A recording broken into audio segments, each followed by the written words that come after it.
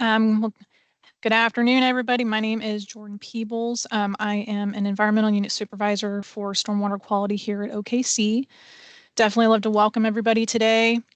This is our August edition of our 2024 webinar series.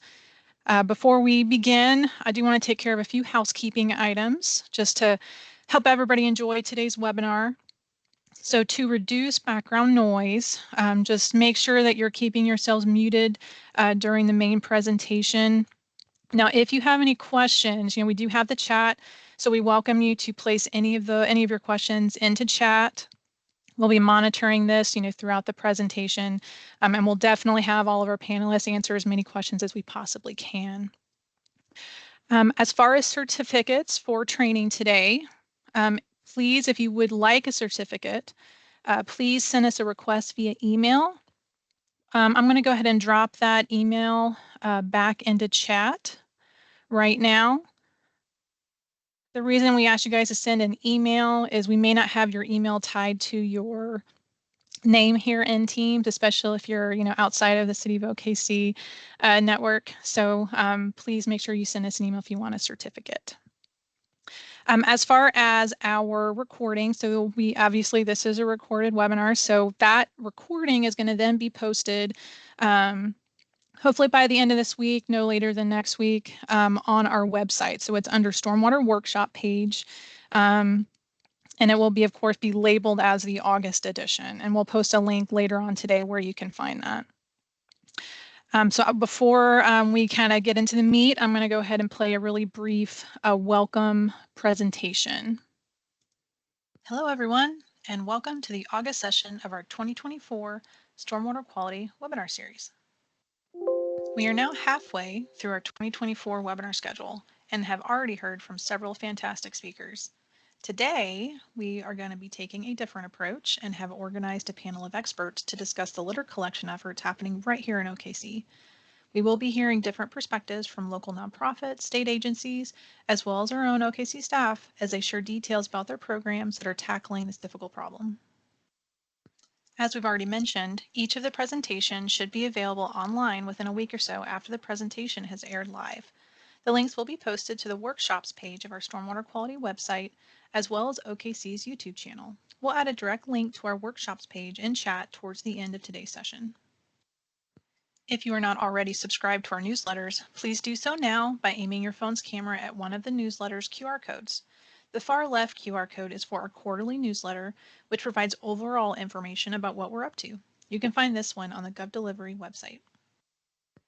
The only way to sign up for the construction and industrial newsletters is by a direct link or these QR codes, as these two options are both hidden in our email service site, GovDelivery. These newsletters are the main way we announce upcoming training events, webinars, and workshops, so be sure to subscribe. If you miss any of these codes, send us an email and we'll be happy to send you a direct link. At the end of today's webinar, we would love to receive your feedback so we can continue to improve the quality of our webinar series. To complete our brief survey, please scan the QR code shown on your screen. This slide will also be shown again after today's panel discussion.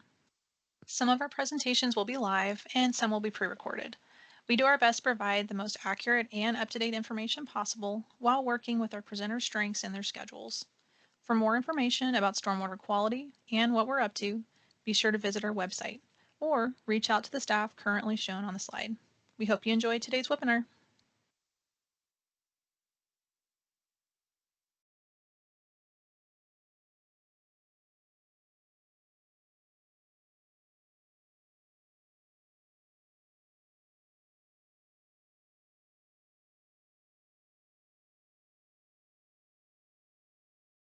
Okay. Hold on, let me share one thing. There we go. Can everybody see that okay? Yes. Thank you. All right, so now normally at this part of the webinar, this would be the time when our guest speaker would begin their presentation. But today, as we mentioned in the recording, we are going to try something new. So today we are welcoming a panel of 5 local professionals, and they're going to share how their programs are tackling the litter issue right here in OKC. As part of the panel, they will be sharing more details about themselves, but I do want to kind of briefly introduce them to you now. So on the slide, you'll see their photos and which organization they are with. I'm going to start with Noah. Noah Ramos, he has served as the volunteer program manager for Riversport OKC since January of 2024. And he is responsible for all volunteer activities, from the regattas and festivals to the Illustrious River Protectors group that you might be familiar with. Jess Shumway, he serves as a senior project manager for the OKC Public Works Department, and he oversees city projects related to the maintenance of the Oklahoma River. This will include lock dam and channel maintenance, dredging operations, as well as trash removal. Holly Thorne, she currently serves as the Community Relations Coordinator for Oklahoma City Stormwater Quality Management Division. She holds Bachelor of Science degrees in both environmental science and entomology from OSU. She is responsible for coordinating all of the public outreach activities, from workshops and advertising campaigns to volunteer programs. Michael Adams, he serves as an environmental technician with the City of Oklahoma City Stormwater Quality Management Division. He has over 7 years of experience enforcing environmental water quality standards. His current role involves ensuring Oklahoma City's waterways remain free of pollutants. Lauren Nixon, she is an AmeriCorps member, and she's currently serving as OKC Beautiful's Community Programs Coordinator. She assists with community and neighborhood efforts, including Tree OKC, Litter Blitz, Adopt a Park, as well as others. She is a student at Maryville University, and she's studying sustainability and environmental stewardship. And Lauren, I believe you've accepted a full-time position with OKC Beautiful starting in September. Is that correct? Yes, I have. Excellent. Congratulations. We'll get to see you a lot more. Thank you. Now, as you see, we originally were going to have a 6th panelist, Amanda Schofield with DEQ, but unfortunately, Amanda woke up not feeling well this morning, so we will miss her today. But she did end up providing us several resources that she was going to discuss, so we're going to share that at the end of the webinar for you. But I do want to go ahead and introduce her because she was kind enough to share those resources with us. So Amanda, she is currently an environmental program specialist for the Oklahoma Department of Environmental Quality in land protection, solid waste, as well as sustainable materials management. She serves as well as the DEQ Green Team president, and it's in this role that she recruits and works with volunteers to pick up litter and to recycle and compost at community events, including Oklahoma City's Memorial Marathon. So before we kind of get to our panelists, I do want to briefly introduce the topic, which is, of course, litter. Now, this is a stormwater quality webinar, so I have to kind of put in a plug for the history of stormwater and kind of give everybody a good background about what we're going to talk about today. Now, we all know with stormwater quality, our basis is, of course, in regulation, and the main one is, of course, the Clean Water Act that was passed back in the 1970s. The main objective is, of course, to restore and maintain, the integrity of our nation's waters. This affects both sanitary sewer as well as storm sewer systems. And we always want to make sure all of our waters, can be fishable and swimmable, to quote the act. Now, one other kind of campaign, in addition to just the quality of our nation's waters, is the anti-litter campaign. Many may not realize that the anti-litter campaign actually got its start back in World War II, around the 1950s, and it was once packaging really started making that transition to single-use options. And the burden of dealing with that material was placed on the public instead of with the manufacturers. So you started seeing campaigns by the Ad Council saying, don't be a litter bug, Susan Spotless. The ads were really good at saying, the problem wasn't with the garbage itself. The problem was what individuals did with it. So it took everybody's focus off of, where are all these cans and bottles coming from in the first place to, okay, what are we doing with them now? So, of course, this predates the Clean Water Act, which I said earlier was in the 1970s. Now, one thing that we focus on, with no matter what it is, is, illegal dumping of any kind of material, whether it's a spill or a solid object. We don't want to see that into our storm sewers. So, anything aside from rainwater is illegal. But there's a lot of different ways these items can get into our, surface ways, our creeks, our rivers, our ponds, the ocean. This is all part of, the natural hydrologic cycle. Human activities play a big role. But this is something, from the Santa Clara River Urban Runoff Pollution Prevention Program. It's a fantastic graphic, but it shows, all the different ways that trash can enter our waterways. Now, kind of bringing it back home, Oklahoma City Stormwater, as well as other departments here in OKC, we use a lot of different programs to attack the litter issue. And you're going to hear about a lot of those programs later on in the panel. But just to give you an idea of what the mission is, of course, we want to protect, the environment of Oklahoma City, and we're doing that through all these programs to try to control those pollutants and prevent them from getting into our stormwater system as well as our waterways. So, we, talking about, local scale to global, this is Oklahoma City. This is the Oklahoma River. I know Jess is going to talk about this in a little bit more detail. This is showing some of our equipment, but this is just to give you kind of a look at what you might see in the Oklahoma River if you were to go out, kind of on a collection day behind our barriers. So that was in 2011. This is going to be 2015. So, right, this is just a continual problem. This is not going away. And of course, we have different events as well that we might see a surge of litter. One of those events is going to be the 4th of July. Now, you know, having fireworks, is against ordinance here in the city limits, but, people still want to go out and they still want to have fun, and the river is a big draw. So this is usually what the Oklahoma River looks like at the end of the 4th of July holiday.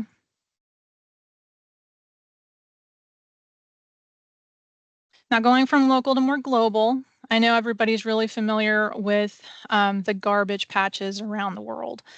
So there's 5 main ones. Most everybody is most familiar with the Great Pacific Garbage Patch.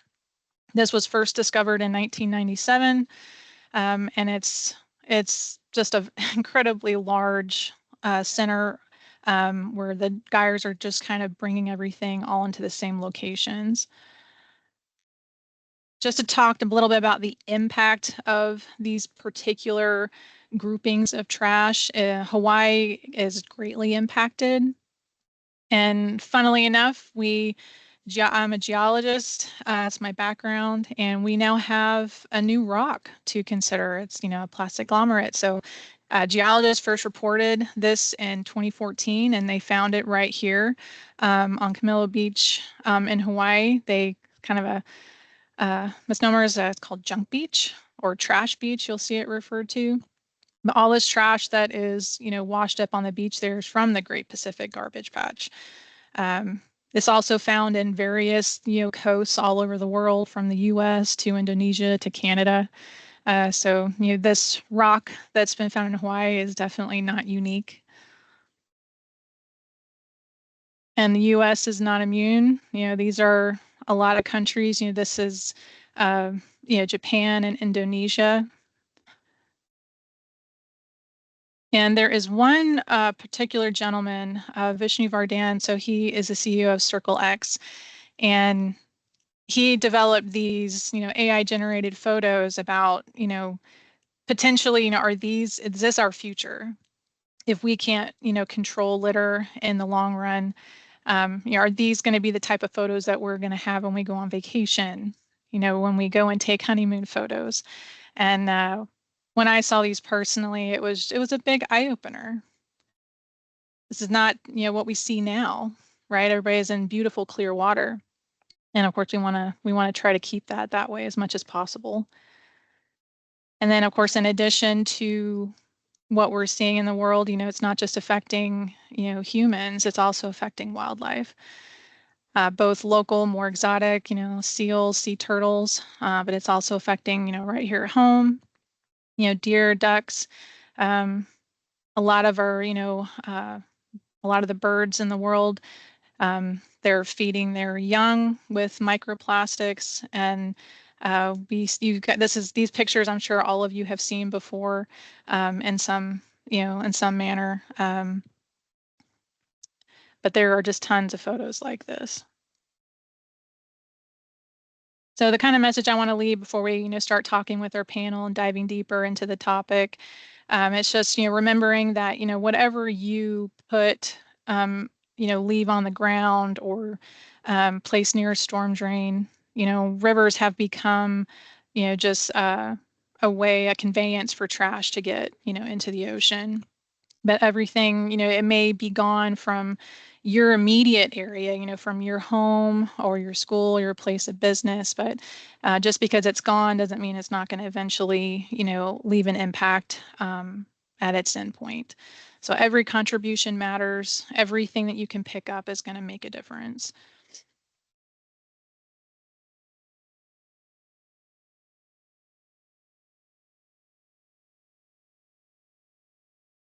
Okay. All right. So now that everybody kind of has an idea of the topic and the background, I'm really excited to kind of jump into the panel discussion and hear from our panelists. So I'm going to kind of start with Noah with our first question. And this is really just to introduce you to everybody. So Noah, if you can kind of tell us where you're from and, why did you get involved in environmental protection? Yeah, so I'm from Oklahoma. I've been here my entire life. I actually went to high school with Michael. So we've known each other for a while, but I've been concerned about the environment pretty much my entire life. It's always been something that I've kind of done some volunteer work in. And I, in January, was able to take on this role as the volunteer program manager for River Sport, which was a really exciting opportunity because it would allow me to get my hands dirty and really see, how much of an impact we can make as an organization and as a state on not just our waterways, but all of the other pollutants that might come. So since we are right on the river, we're really in a nice, unique spot that we get lots of trash from the highways, we get trash from the city, and of course, everyone that has been to Oklahoma before understands that wind is a massive factor, and so that is something that affects us drastically as well. So we've been kind of taking a look at exactly how our river protector group functions and trying to figure out the best direction forward that we're trying to go towards. And for us, that's kind of education. And so that's also something that I've been super excited to get involved in. Excellent. Thanks, Noah. Jess, moving on to you. Same question. Just kind of tell us, where you're from and how you became involved and what you do. Yes, my name's Joshua May. I'm with the Oklahoma City Public Works Department. I actually became involved with the river shortly after the MAPS projects were created.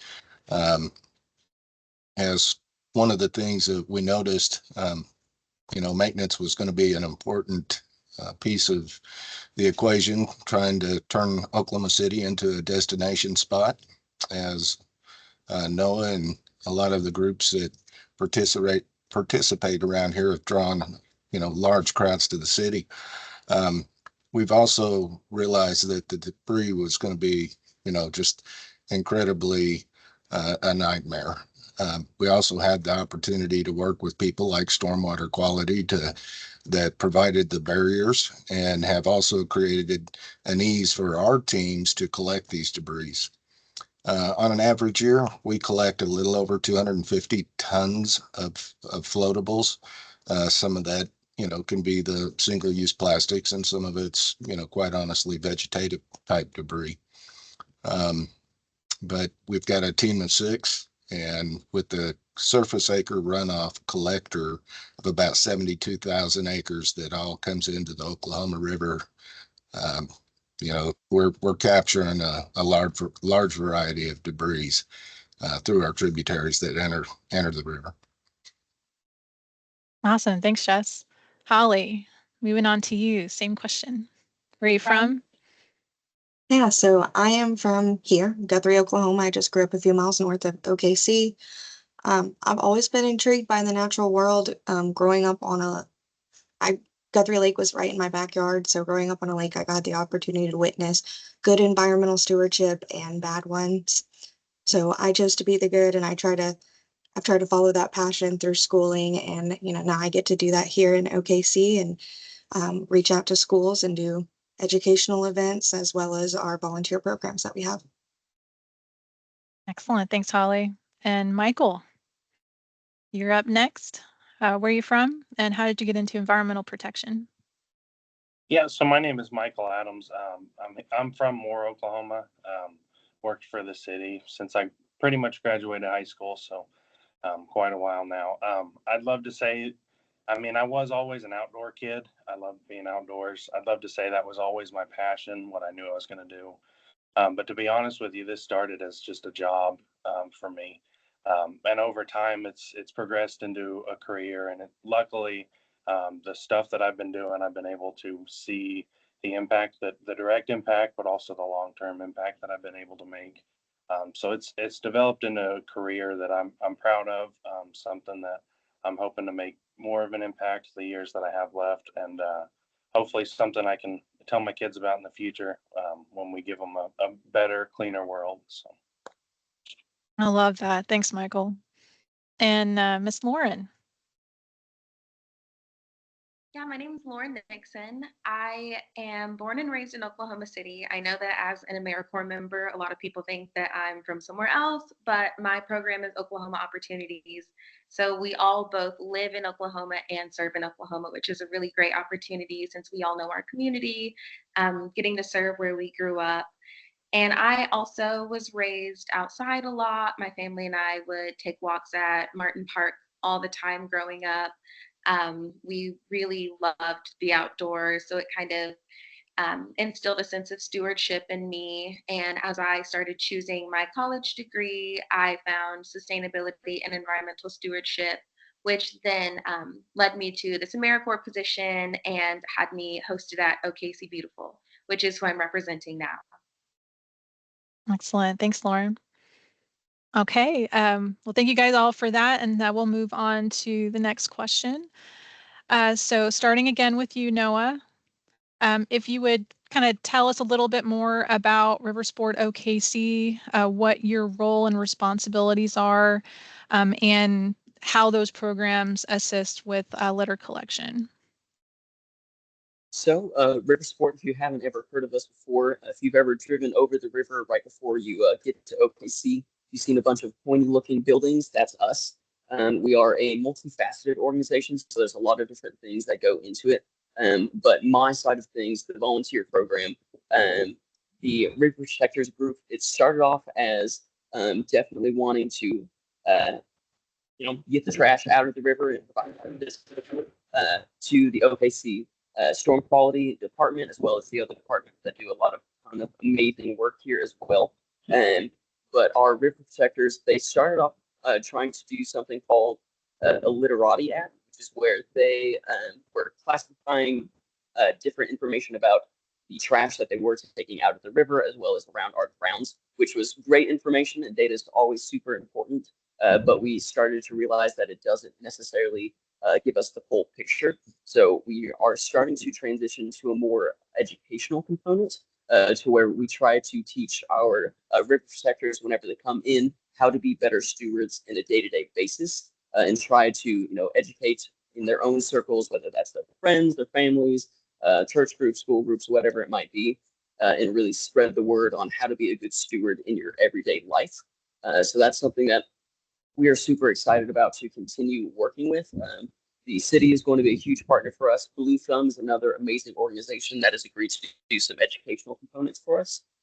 But Riversport as a whole, of course, is concerned about many, many things. We're super excited about some stuff that's going to be coming down the pipeline. You might have heard of come 2028. And so we're hoping to make sure that we're in a good state of mind and a good state of being whenever the world kind of starts to look in on Oklahoma a bit more. So we've since my time here in January, I have collaborated with I believe 9 organizations and collected over 3,000 pounds of trash.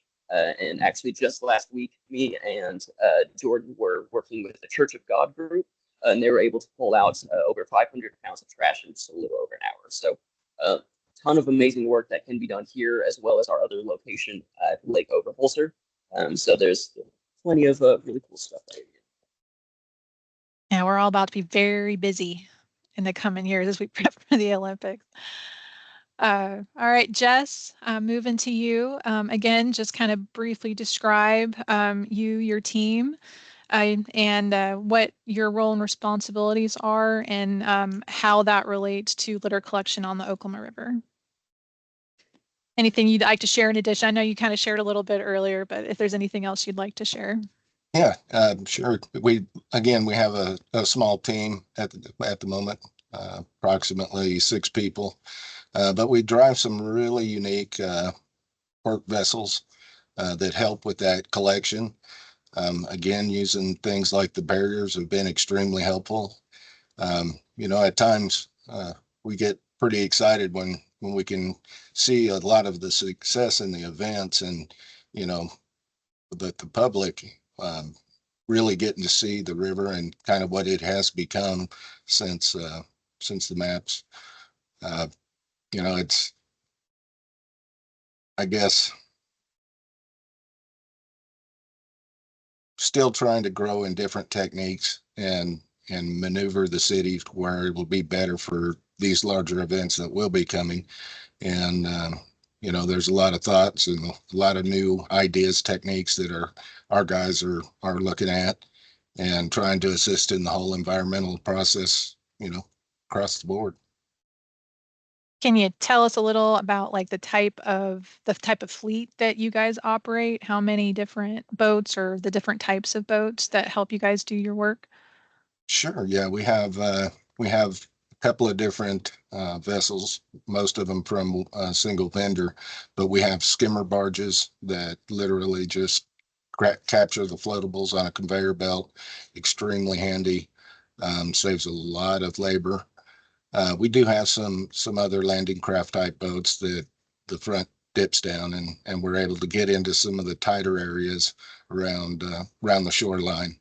And then we also have a picker boat, which is essentially a big clamshell on an arm, and it's actually the one that does most of the heaviest of the lifting.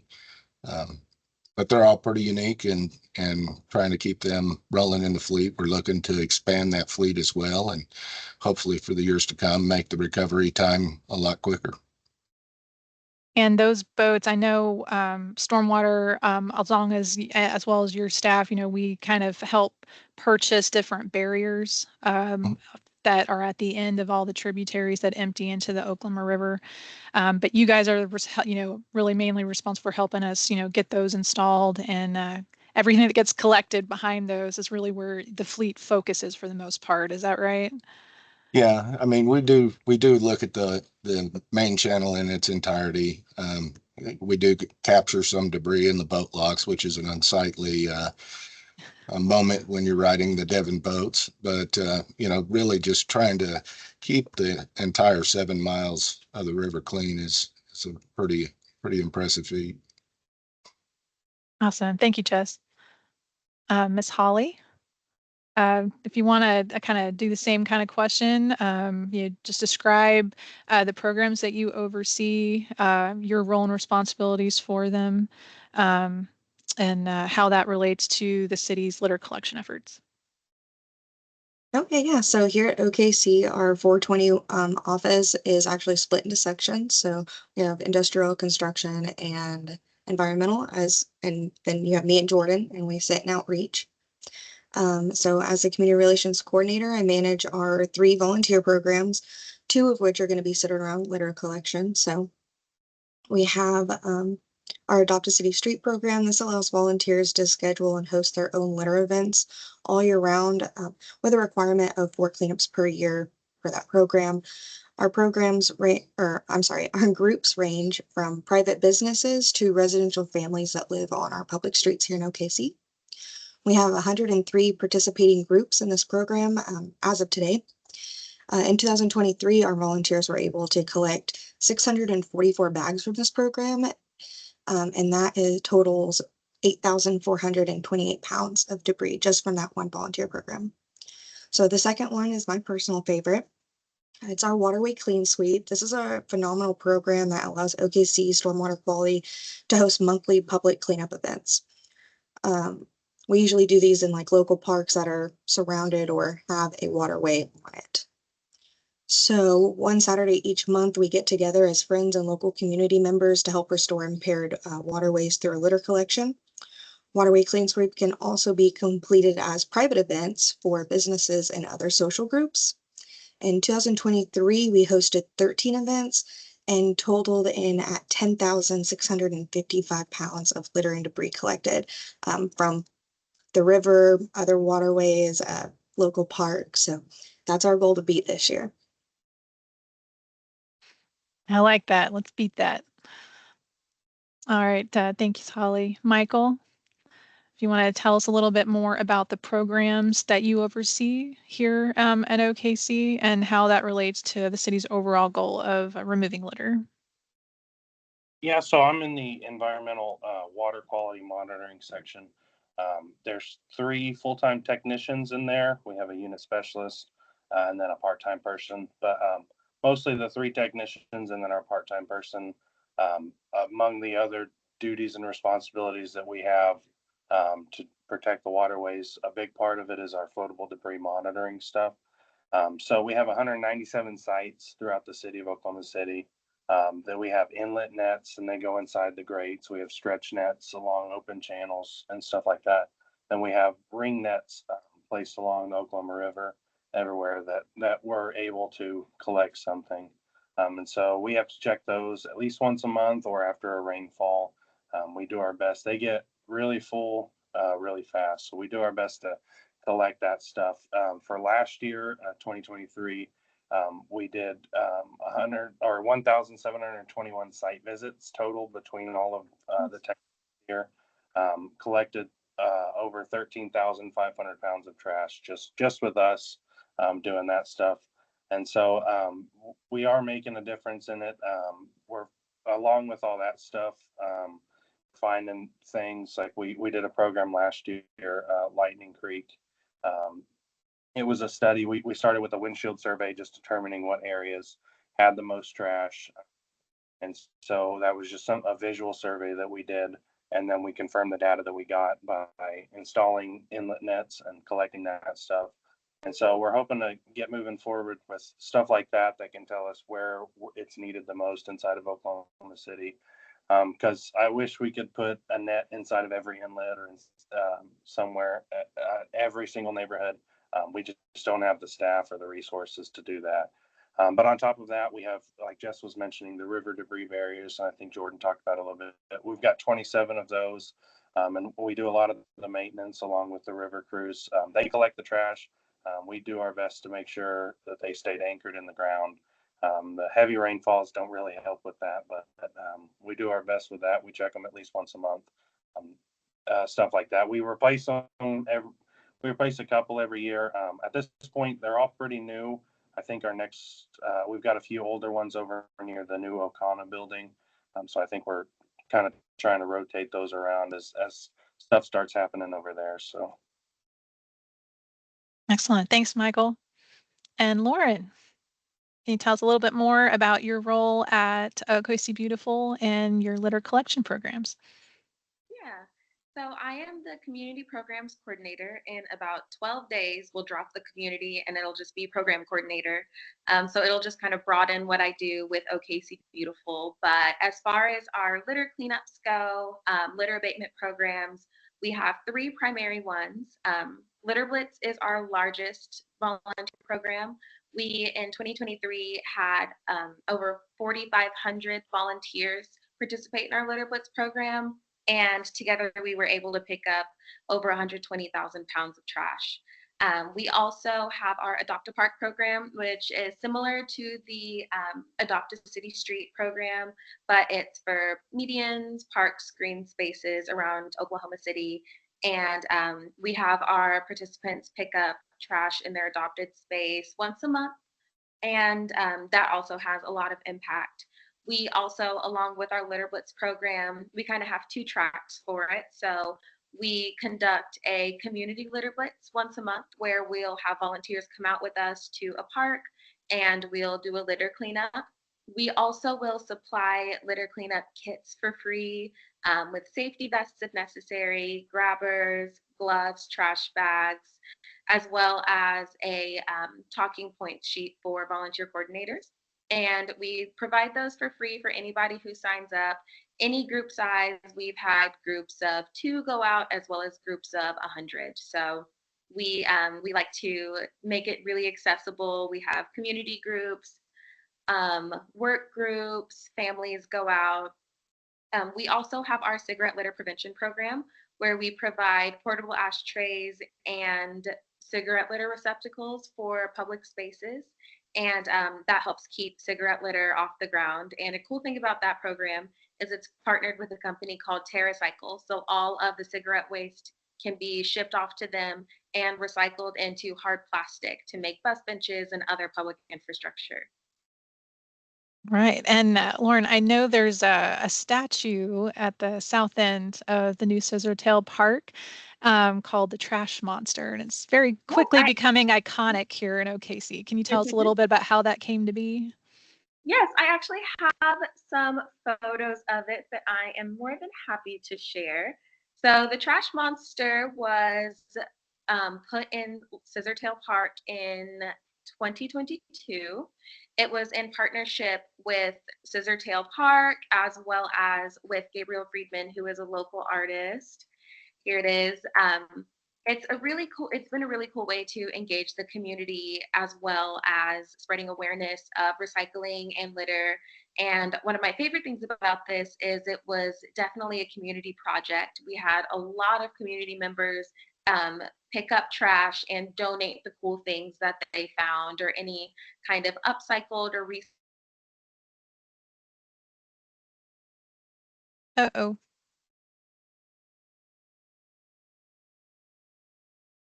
We've frozen Lauren. Let's see. Lauren, can you hear me?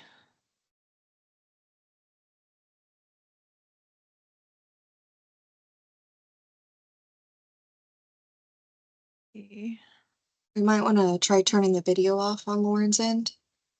Yeah. group effort, a lot of fun. Oh, there she's back. Yeah.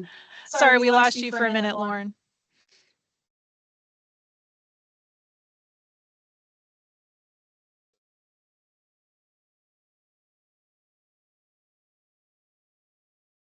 Can you hear me okay, Lauren? Yes, I think it Okay. kicked me for a sec. We lost you a little bit. I guess the last 15 seconds or so. Okay. I can pull the photo back up if you'd like, but it was a cool community effort. You can go see it in Scissortail Park. Yeah, if you haven't been down there, I definitely recommend everybody take a quick visit. It's a gorgeous sculpture.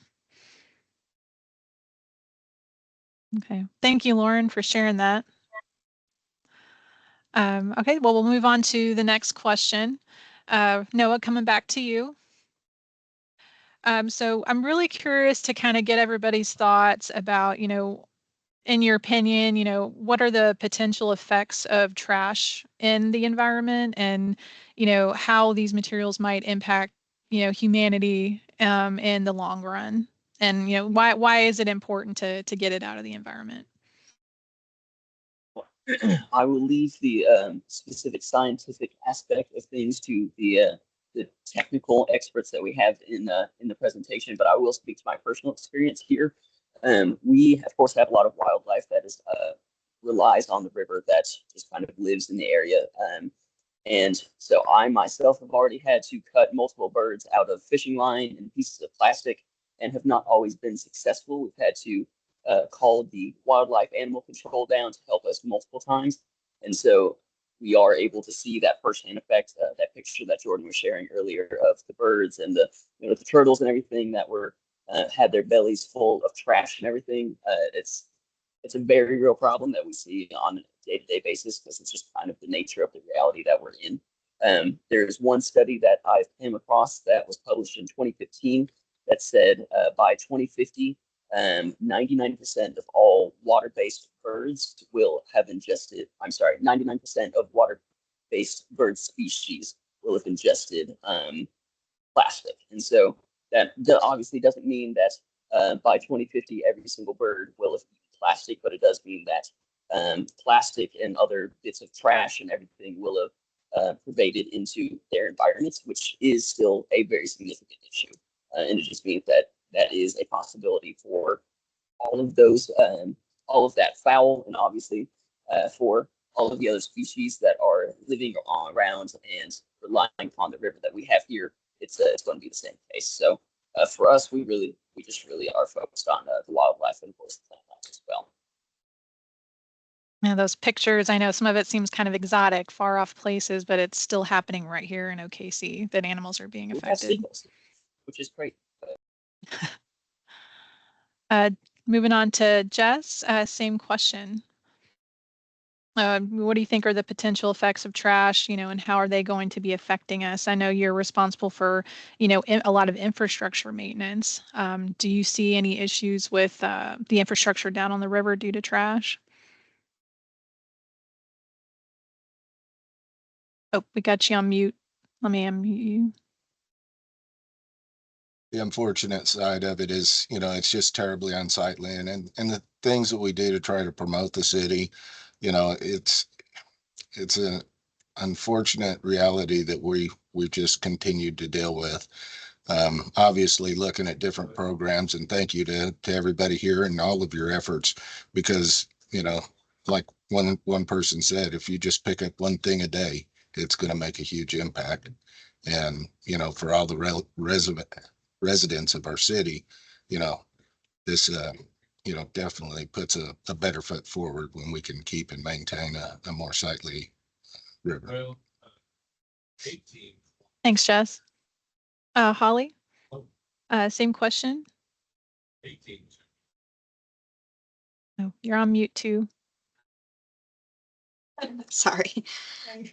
With litter and large debris, we can actually see a lot of drainage being affected, so it can block storm drains down their drainage channels. So it hinders that proper drainage flow. We also see improper disposal of paints, pesticides, and fertilizers that can pollute our waters, harming human and wildlife health, like we had discussed. But that human health, it affects our recreational areas, so it makes it almost near impossible to swim, fish, interact in those polluted waterways. Something else that we see a lot of is tires, and I know a lot of people, we need tires, obviously, but we also need to dispose of them correctly. They can leach arsenic in our water, and they can leach arsenic and affect our water and soil quality. We definitely find our fair share of those. Moving on, thanks, Holly. Michael, what do you experience as part of your responsibilities, and what do you think what effects do you see? Yeah, so kind of what Holly was hitting at earlier, just from a municipal side of things, just a local community, stop up drainage, cause flooding for neighborhoods, dirty public spaces. One of the biggest issues, it's money that the citizens, the taxpayers now have to pay to get that stuff cleaned up. And so it's not exactly fair that everybody else has to pay for a couple people that just don't want to throw away their trash properly. But I mean, more of on a global issue is that if our community's doing that, and then the neighboring community is doing that, and then their neighboring community, all of that's going somewhere, and eventually it's going to be a problem that we're not going to have enough money or resources to fix. Absolutely. I know that recent slide I was sharing about, global, it's like 80% of the trash is coming from shore. So yeah, the rivers are funneling it all the way there. Thank you, Michael. Lauren, you'll give us a nonprofit perspective. Yes. So a lot of the work that we do, most of the work we do is direct with the community. And there are a lot of ways that litter directly affects our community in Oklahoma City.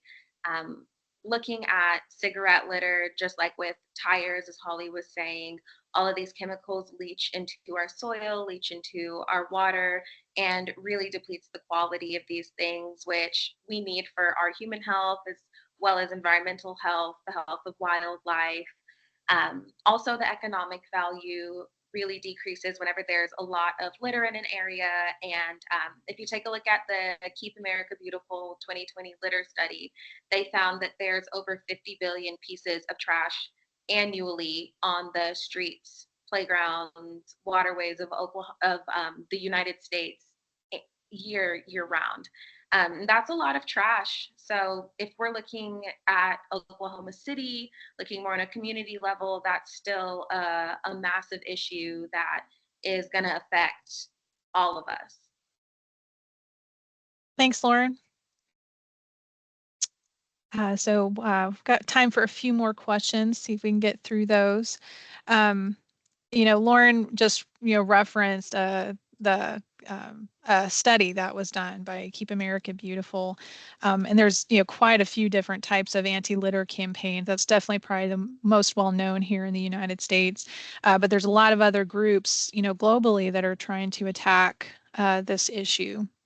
That's the end of the Great Ocean Cleanup. Many of you guys might be aware they're tackling the Great Pacific Garbage Patch. There's 4Ocean. There's National Cleanup Day. I mean, there's a variety of these groups. Starting with you, Noah, what do you think of these current anti-litter awareness campaigns? Do you think, are they kind of hitting the mark with the public? I definitely think so. I know that the Keep America Beautiful, like they have done some amazing work. Like if you look at their numbers, it is just absolutely astonishing. 2023, they had over 300,000 participants with over 10.7 million pounds of litter and debris collected. And they're also being super innovative with how to get supplies to new recycling programs and to get more volunteers into new cities. Keep America Beautiful hasn't even actually reached Oklahoma yet. So we know about it, but we still haven't even necessarily really started diving in. And so obviously I can plug my own program here. We do some work here on the Oklahoma River, but OKC Beautiful, obviously they do a lot of amazing work all over the city as well. So I'd say we've been making a lot of really amazing progress, and it's easy to get kind of burdened down by how large the issue seems, especially when we start talking about stuff like the Pacific Patch and the thousands upon thousands of tons and pounds of everything that ends up in our river alone.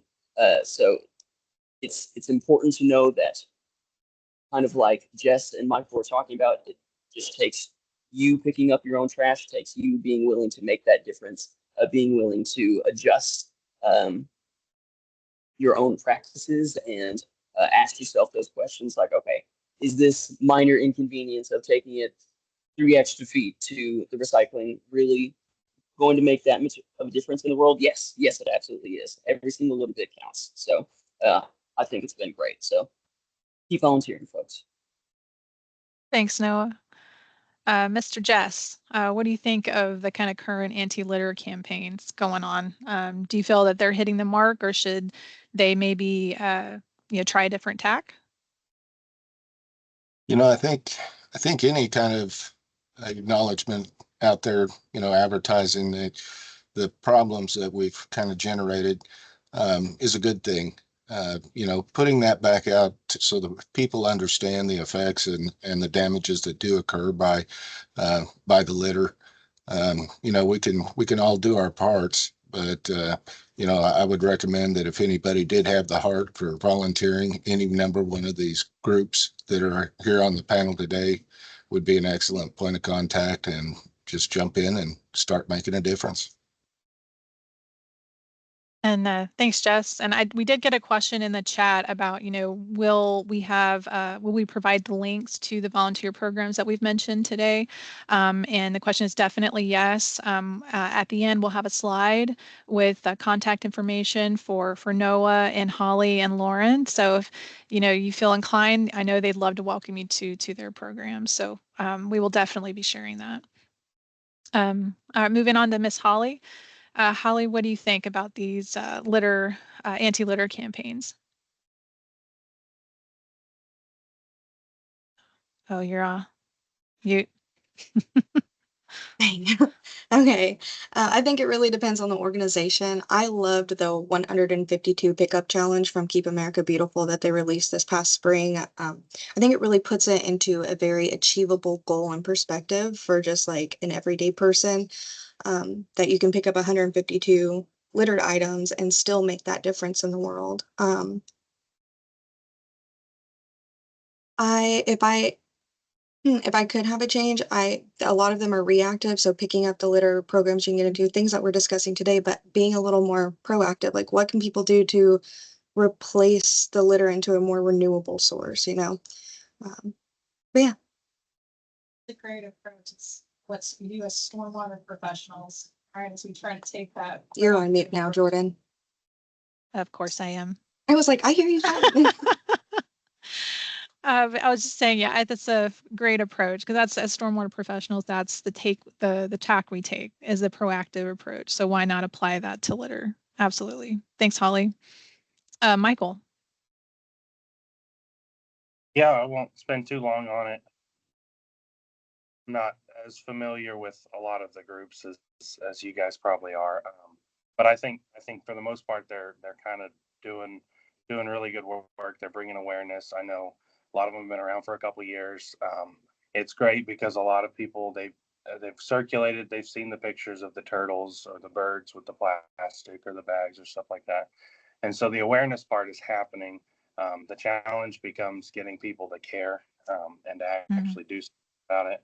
I know a lot of you that actually do run the volunteer organization parts. You've kind of got your core base of volunteers that you can count on. And the challenge is reaching out and finding those new people or getting them to get engaged and stuff like that. And so I think that's just the challenge moving forward. I think we're at a good awareness level, a good level of programs out there trying to make a difference. But like Holly said, it's just being a little more proactive, trying to get people engaged in it. Absolutely. I know I agree with that. And Lauren, I know as you work with your volunteer programs, that is part of the challenge, as Michael said. Yeah, we definitely do have to do a lot of work to keep people engaged, to find different ways to get people to take the steps to reduce their waste footprint, which is really the first step of litter reduction. It's been found that the average American produces 5 pounds of trash every day, which is a ton. And the more that we can get that number down at the source, the less litter we'll have on the streets. And I'll speak on a campaign that we participate in since I'm familiar with it, but it's the Keep America Beautiful Cigarette Litter Prevention Program, which I'll share a couple of photos of our receptacles that we use as well. So we have some partner organizations and districts across the city. These are what our receptacles look like. So we have a label printed on them. Also, my dog is an official OKC Beautiful model as well. But not only do these call attention to the issue of cigarette litter, but also provide a solution that is directly right there. And one thing that we do is we do a sweep. We look and see where the most cigarette litter is located in these districts, and we strategically place the receptacles there. So that program has worked very well with these in particular. In the one on the left is in the Farmers Market District, and the one on the right is on the 39th Street District. They're pretty new partners of ours, so we don't have a ton of numbers on them yet. But if you see a receptacle, take a selfie with it and tag us on Instagram. Excellent. Thanks, Lauren. So we do have time for just one more brief question, and I'd love to open it up to questions from everybody that's attending today. And this will be a question really just for Noah, Holly, and Lauren, just regarding your volunteer programs, about really how people can get involved if you're interested. So I'm going to share that slide I promised.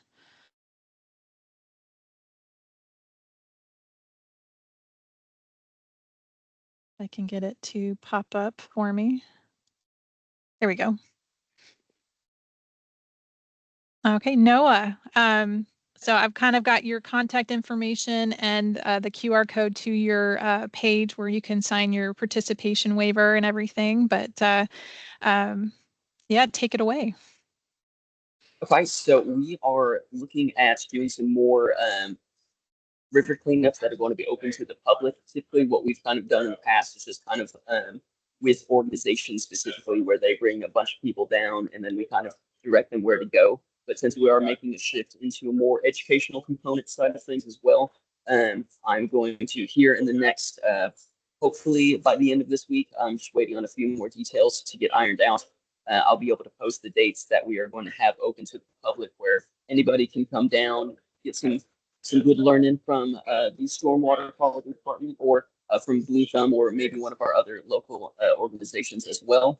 And then take that call to action directly out onto the water and start picking up some trash as well. So keep an eye out. I should have actually given you a different QR code that links to our Give Pulse website, which is our volunteer database. And so that is where all of the dates and opportunities will be listed, and you can sign up there as well as email me with any other questions. But like I said, my email is right there. So if you do have any questions or if that is something you might be interested in helping us out with, feel free to shoot me an email and I'll be in contact with you. Excellent. Thanks, Noah. And Holly.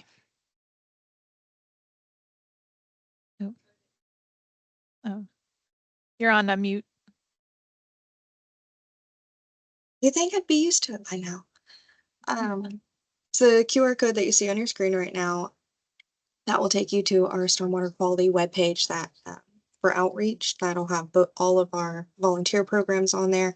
So the easiest way though, if you're interested in volunteering, get a hold of me or Jordan. We also have a sign up genius that we can push around, and that should be on the webpage as well at this point. But it'll take you right to Sign Up Genius. You can sign up for any month. We have them all scheduled out throughout the rest of 2024 for Adopt a City Street. You just get in contact with me and you pick your street, I verify it, we put it in our GIS system, and we start the process. So thank you. Mm-hmm. And I'm on mute. Thank you, Holly. And Lauren. Yeah, you can scan the QR code and it'll take you to our the way that you can contact us, our volunteer opportunities. And our Litter Blitz program is a great one to participate in. We have tons of people, tons of group annually, and it runs year round. So you can pick up litter. There's always litter, so there's always room to pick it up. Our CLPP, Cigarette Litter Prevention Program, is free of charge. So if any organizations or businesses are interested in having receptacles installed or even having ashtrays to hand out, then we would love to provide those.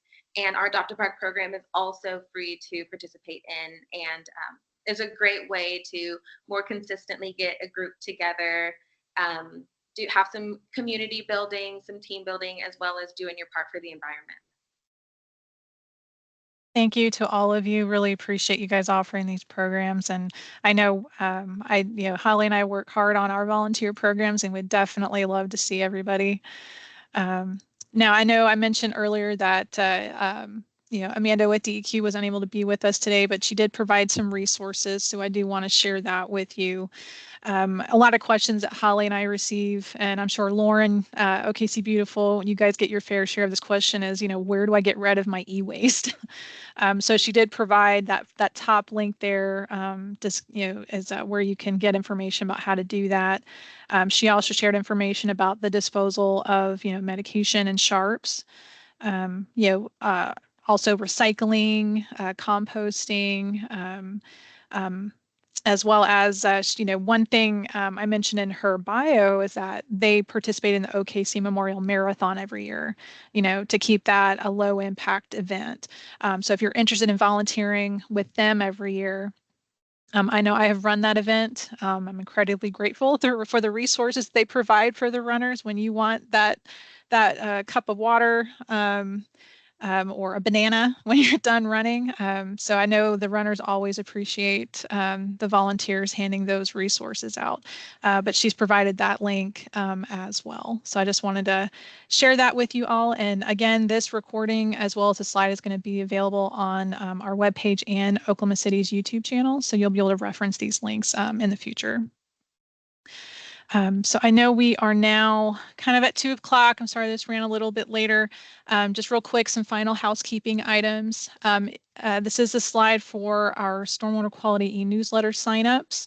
If you are interested in signing up for those. And then of course, we would love to hear your feedback about our webinar series as a whole, or what you, how you felt about today's attempt at a panel discussion. I was really excited about this, and I really appreciate all of our panelists appearing today. My hat's off to you for all the great work you're doing around Oklahoma City and the major impact you guys are all having here. So thank you guys again for appearing and for your time today. If anybody from the audience has any questions, I'd love to open up to you right now. Feel free to unmute yourself or type it in chat, and we'll have the panelists answer your questions.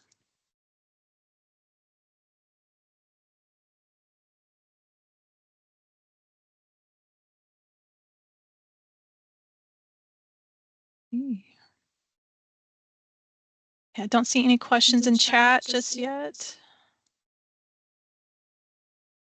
I have a question. Holly has a question.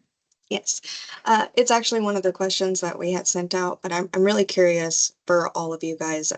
What is some of the harder challenges that you guys face with this litter removal and all the programs? One challenge that we have faced, there are a couple. Probably the biggest one is weather. It's harder to get people out to volunteer when the weather is icky and yucky. So trying to find more engaging ways to kind of get volunteer recruitment on those off seasons. Also, we've had challenges since we are environmentally focused as an organization. We want to put as little into the landfills as possible. So figuring out how we can recycle as we pick up litter and how we can encourage recycling in our litter blitz kits. In our community cleanups, we've kind of tackled it by having people team up. One takes a bucket, one takes a bag, and they sort as they collect. But at home, it's just a lot more difficult to expect people to tote trash that they picked up off the ground to a recycling facility. So that's a challenge that we've definitely faced. I think Lauren touched on a really big one for us as well. Recycling is a huge problem that I'm working with some folks to try and mitigate as well, because we definitely want to actually allow any of the trash or debris that we pick up that can be recycled to not just be collected for recycling, but actually taken to a recycling facility. And so we're working to develop the resources and the availability to make that a possibility, especially since we are such a large venue with so much happening on a kind of day-to-day basis. It's definitely something that we're really.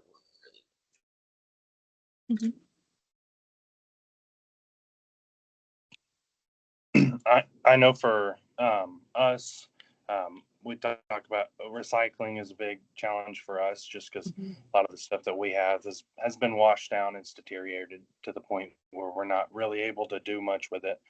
Plus the time and resources it would take to sort through thousands of pounds of trash. But one of the biggest challenges I think that we kind of face is just bringing awareness to the fact that litter isn't just trash. It's pretty much anything that doesn't belong in the storm sewer system. So a lot of the stuff that we deal with, grass, tree limbs, leaves, stuff like that. And so I know for the river, for Jess, that inorganic or the organic material makes up a big chunk of the stuff that they have to pick up. And same for us. I think ours last year was over 80% of the stuff that we picked up was organic material. And so it's just tough. People just cut trees and throw them in the creek behind their house or something like that. So, Another great question, Holly. Yeah, Jess, do you have anything to add?